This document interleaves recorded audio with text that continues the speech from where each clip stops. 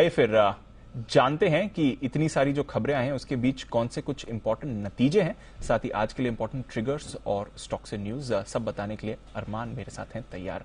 अरमान, good morning. सबसे पहले तो नजर डालते हैं ये जो सारे इतने सारे नतीजे आए हैं, कौन से मेन वाले आप हाईलाइट करेंगे? सबसे पहले श्री सीमेंट के अगर नतीजे आप देखेंगे तो कमजोर आते हुए दिखे। हालांकि जो मुनाफा बढ़िया है क्योंकि वो टैक्स एडवांटेज के चलते। आय देखेंगे तो आय लगभग 3.5% बढ़ती आती हुई दिखी और मार्जिन देखेंगे जो सबके लिए सेम था 30% से कटकर 22.2% पर आते हुए दिखे हैं। एनटीपीसी नतीजे बढ़िया आते हुए दिखे हैं, जो हमारा अनुमान था उससे बेहतर आते हुए दिखे हैं। आय में अगर आप देखेंगे 24% का उछाल आया है, वहीं मार्जिन अगर आप देखोगे तो मार्जिन भी 24.5% से बढ़कर 30.7% पर आते हुए दिखे हैं।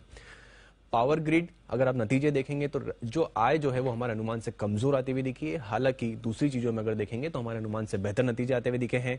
आय अगर आप देखेंगे 1.7% बढ़कर आई है, वहीं मार्जिन देखेंगे लगभग फ्लैटिश रहे हैं। और अगर मुनाफे की बात करें, एडजस्टेड मुनाफा जो है वो 18% बढ़कर आता हुआ दिखा है।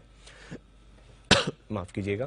एफ&ओ में भेल के नतीजे जो हैं बढ़िया आते हुए दिखे हैं। आय अगर आप देखेंगे तो आय लगभग 12.4% बढ़कर आती हुई दिखी है। वहीं अगर आप मुनाफे की बात करेंगे, कंपनी को पहले घाटा था 1033 करोड़ का, अब वो मुनाफे में आई है 909 करोड़ के मुनाफे पर आती हुई दिखी है। अमर राजा जो हमारा अनुमान था उससे कमजोर आते हुए दिखे हैं नतीजे। आय अगर आप देखेंगे तो लगभग 3.7% बढ़ी है। वहीं अगर मुनाफे की बात करेंगे तो मुनाफे में 50% का कट देखा गया है। इंडिया बुल्स हाउसिंग फाइनेंस नतीजे कमजोर आते हुए दिखे हैं। आप एनआईआई देखेंगे, एनआईआई 57% घटकर आती हुई दिखी है। वहीं अगर मुनाफे की बात करेंगे तो मुनाफा भी लगभग 49% घटकर आता हुआ दिखा है। और अंत में जेके सीमेंट नतीजे मिक्स्ड आते हुए दिखे हैं।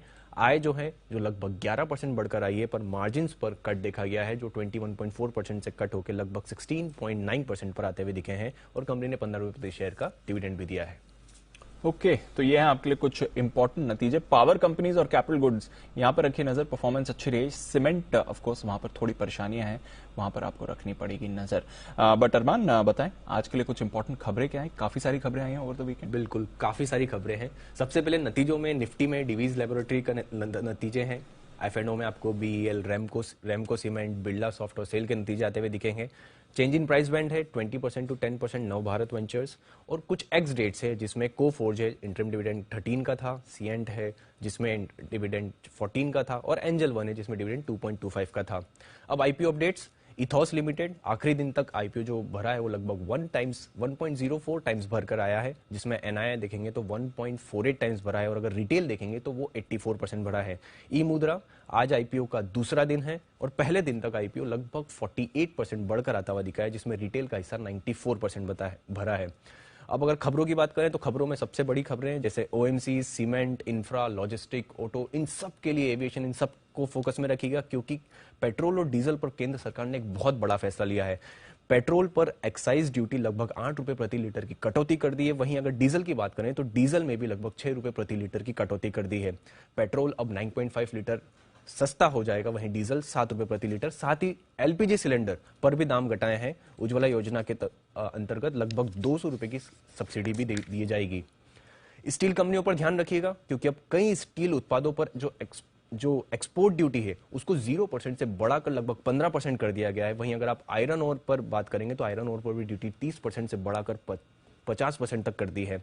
इसी के साथ कोक, सेमी कोक, उन पर भी इंपोर्ट ड्यूटी 5% से घटाकर 0% कर दी है।